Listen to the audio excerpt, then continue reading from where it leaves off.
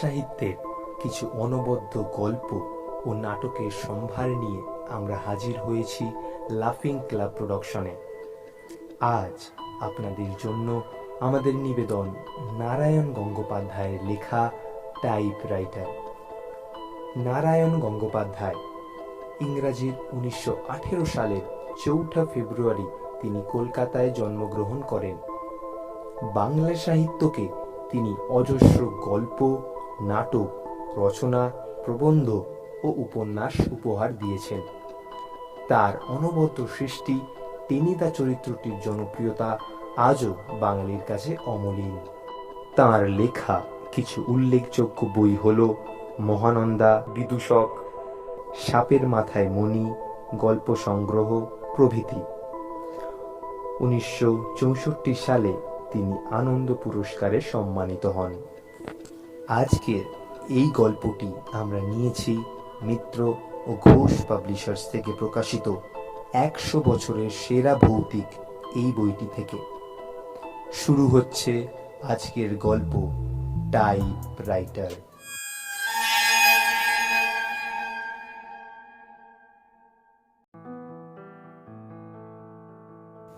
সন্ধ্যাবেলায় দাসের অফিসে ঢুকে দেখলাম ও তখনও বসে বসে কতগুলো কাগজপত্র পড়ছে। আমার পায়ের শব্দে চমকে উঠে বললে, তুমি? বললুম, তোমার অফিসে আলো জ্বলতে দেখে ঢুকে পড়লাম। এখনো যে বসে আছো যে বড়? নানা কাজ হে, ও তুমি বুঝবে না। সত্যি তাই ঢুকে পড়েছিল। একটা বেয়ারা নেই, 3 জন কেরানির একজনও না।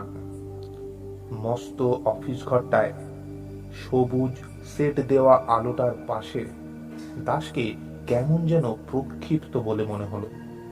তখনই আমি বুঝলুম নিঃসঙ্গতা দাসকে মানায় না।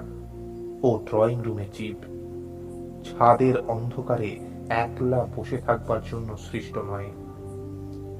ও সামনে একটা চেয়ার টেনে নিয়ে আমি বললুম, একলা এতক্ষণ বসে জকের ধন পাহারা দিচ্ছ নাকি? প্রায় তাই। বিশেষ ধরনের ব্যাক ব্রাশ করা চুলের ওপর দাস সযত্নে হাত বুলিয়ে নিয়ে একবার বললে, এমন কতগুলো কাজ ডান হাতকে দিয়ে করতে হয় যে বাঁ হাতকে কখনোই জানাতে নেই। তাহলে আমিও যাই, আর বিরক্ত করব না। আরে বসো বসো। দাস হাসলো। কাজটা শেষ হয়ে গেছে। পাশের একটা লোহার ড্রয়ার খুলে তাতে কাগজগুলো রাখলো আর লক করে দিয়ে চাবিটা ফেললো ট্রাউজারের পকেটে। তারপর দামি সিগারেটের টিনটা আমার দিকে ঠেলে দিয়ে বললে, একটা সিগারেট খেয়ে উঠা যাবে তারপরে। কিন্তু সিগারেটটা ধরাতে গিয়ে জ্বলন্ত দেশলাইয়ের কাঠিটার দিকে আড়াআড়ি ভাবে তাকাতেই আমার নজর পড়ল কোণের টাইপরাইটারটার দিকে। ঢাকনা খোলা, ঝকঝক করছে কিবোর্ড। রোলারটাকেও অদ্ভুত মসৃণ বলে মনে হচ্ছে। আর সঙ্গে সঙ্গেই প্রতিক্রিয়াটাও বেরিয়ে এলো প্রশ্নের আকারে। আচ্ছা বলছি, তোমার ওই সেক্রেটারির খবর কি? দাসের ঠোঁটের কোণে সিগারেটটা যেন চমকে দোলে উঠল। কোন সেক্রেটারি? আবার কোন সেক্রেটারি? মিস সুলতা পাল। ও।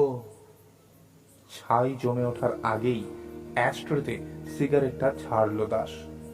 কয়েকটা নরম ফুলকি উড়ে গেল পাখার হাওয়ায়। No trace. কোনো পাত্তা পাওনি? না। আশ্চর্য, এমন করে কোথায় গেল মেয়েটা? অবজ্ঞা কুঞ্চিত মুখে আবার গোটা কয়েক ফুলকি ঝাড়লো দাস। ওসব মেয়ের কথা ছেড়েই দাও।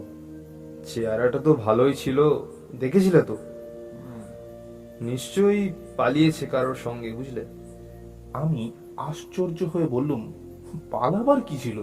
যতদূর তোমার কাছে শুনেছিলাম কলকাতার একটা বোর্ডিংয়েই থাকতো, একাই থাকতো। আত্মীয় স্বজন কেউ থাকলেও তাদের সঙ্গে তো কোনো সম্পর্ক ছিল বলে জানা নেই। যদি কাউকে ভালো লেগেও থাকে, তবে তাকে নিয়ে চোরের মতো পালাবার তো দরকার ছিল না নিশ্চয়ই। দাস উদাস ভঙ্গিতে বললে, কে জানে, হয়তো কোনো রাইভাল ছিল। কলকাতায় থাকলে খুনটুন একটা কিছু হয়ে যেতে পারতো।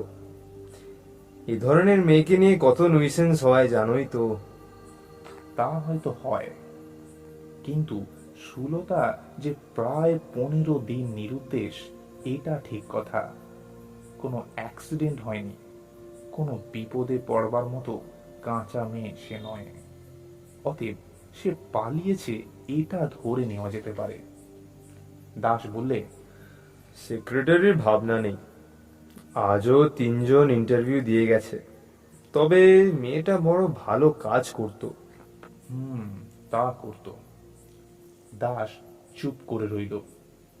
একটু আগে যে সিগারেটটায় বারবার টোকা দিচ্ছিল, অনেকটা ছাই জমতেও এবারে সে সেটাকে ঝাড়ল না। আমিও চুপ করে বসে বসে ছাইটা কখন ভেঙে পড়ে সেইটে দেখবার জন্য অপেক্ষা করতে লাগলুম, আর ভাবতে লাগলুম সুলতা এতখানি সাহস পেল কি করে। সুতরাং একটু পরেই দাস যখন বলতে যাচ্ছিল, এইবার ওঠা যাক, অন্তত ওর মুখ থেকে এই কথাটাই বেরিয়ে আসবে বলে আমার মনে হচ্ছিল, ঠিক তখনই ঝমঝম করে বৃষ্টি নেমে পড়ল। খোলা দরজা দিয়ে ভেজা ধুলোর একটা তপ্ত রুদ্ধশ্বাস চলে এলো ঘরের ভিতর। দাসের সিগারেট থেকে ছাইটাকে কেড়ে নিয়ে চলে গেল। দাস বললে, বৃষ্টি নামলো যে, গাড়িটাও আজকে আনিনি। বললুম, না থামলে বেরোনো যাবে না, বেশ ঘটা করেই নেমেছে বুঝলে। গ্রাম পর্যন্ত যেতে গেলেও ভিজে ভিজিয়ে ভূত করে দেবে। তাই থামুন। দাস বললে, তাহলে তুমি একটু বসো, আমার একটা ছোট কাজ আছে টাইপের, কাজটা সেরেই নি ততক্ষণ। দাস উঠে টাইপরাইটারের দিকে এগিয়ে গেল। সুলতার সম্পর্কের ভাবনাটা ভোলবার জন্যই আমি একটা বাণিজ্য সংক্রান্ত পত্রিকা কুড়িয়ে নিলুম টেবিল থেকে। তারপর মাল্টিপারপাস স্কিমের উপর একটা প্রবন্ধ পড়বার চেষ্টা করতে লাগলুম। আলগা মনোযোগের ভেতরে কানে আসতে লাগলো বাইরের বৃষ্টির আওয়াজ, টাইপরাইটারের কাগজ জড়ানো খসখসানি, তারপরে খটাখট করে গোটা কয়েক টাইপিং এর শব্দ। পরক্ষণেই দাস হেসে উঠল। আরে হাসি কেন, ব্যাপার কি? এখানে এসে দেখো কি মজা হয়েছে। আমি উঠে গিয়ে ওর পাশে দাঁড়ালুম। মজাই করেছে বটে একটা। ওপরে টেন্ডার, এই টেন্ডার বলে হেডিং দিয়ে তার নিচে 3বার টাইপ করে বসেছে একটি নাম, সুলতা পাল। অবাক হয়ে বললুম, এর মানে তুমি সুলতা পালের নাম টাইপ করছো কেন? দাস বললে, মানেটা তো আমিও ভাবছি, লিখতে গেলুম টেন্ডার, লিখে বসলুম সুলতা পালের নাম, তাও একবার নয় 3বার।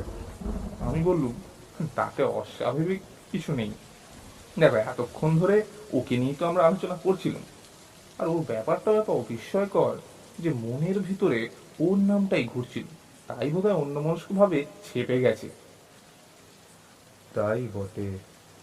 দাসের মুখের ওপর কেমন যেন একটা বিষণ্ণ ছায়া নেমে এলো। বাইরে বৃষ্টি পড়তে লাগলো। ধুলোর তপ্তশ্বাস নেই। দরজা দিয়ে ঠান্ডা ভিজে বাতাস আসছে। দাস দরজাটা বন্ধ করার কথা বললেও না। আমিও উৎসাহ পেলুম না।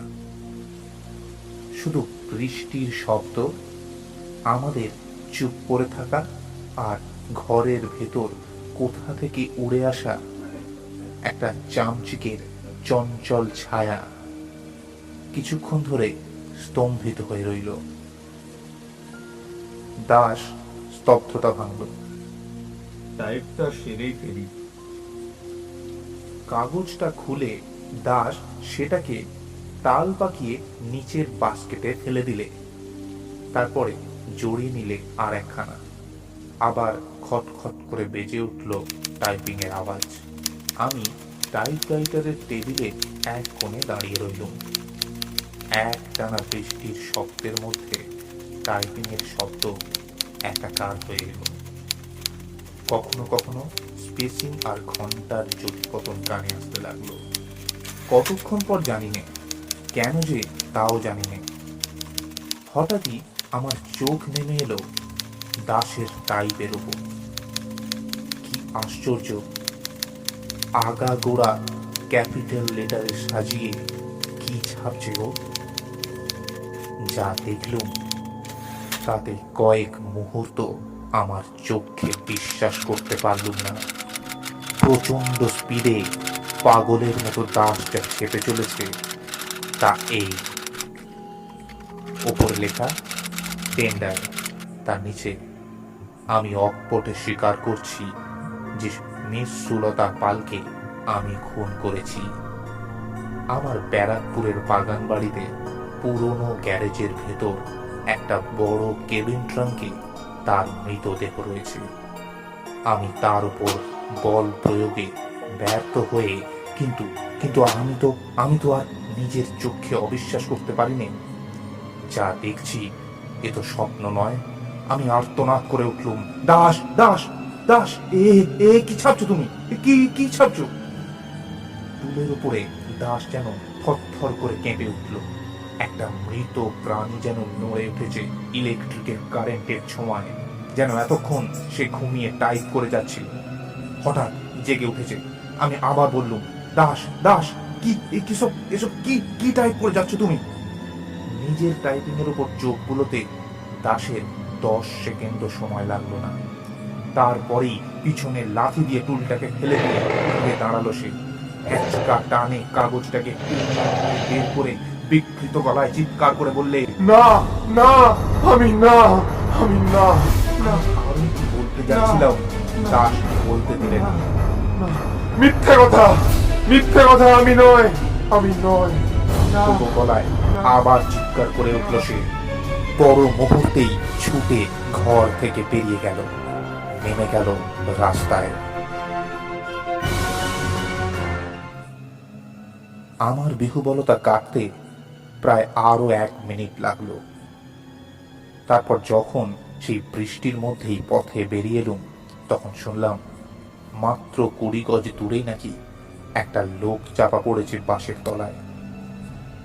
কাছে না গিয়েও আমি বুঝতে পারলুম সে দাস ছাড়া আর কেউ নয়। আর বৃষ্টিতে ভিজতে ভিজতে ও আতঙ্কে স্তব্ধ হয়ে আমি ভাবতে লাগলুম, তাকে নিজের হাতেই তার শাস্তি দিয়েছে সুলতা।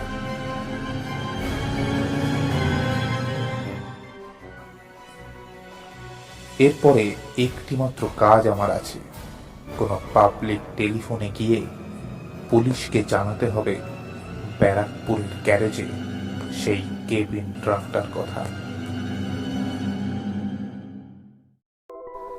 শুনছিলেন আজকের গল্প টাইপরাইটার, রচনায় নারায়ণ গঙ্গোপাধ্যায়, গল্প পাঠে কুণাল রায় ও দাসের চরিত্রে প্রিয়রঞ্জন রায়চৌধুরী, আবহ সম্পাদনা ও পরিচালনায় কুণাল রায়।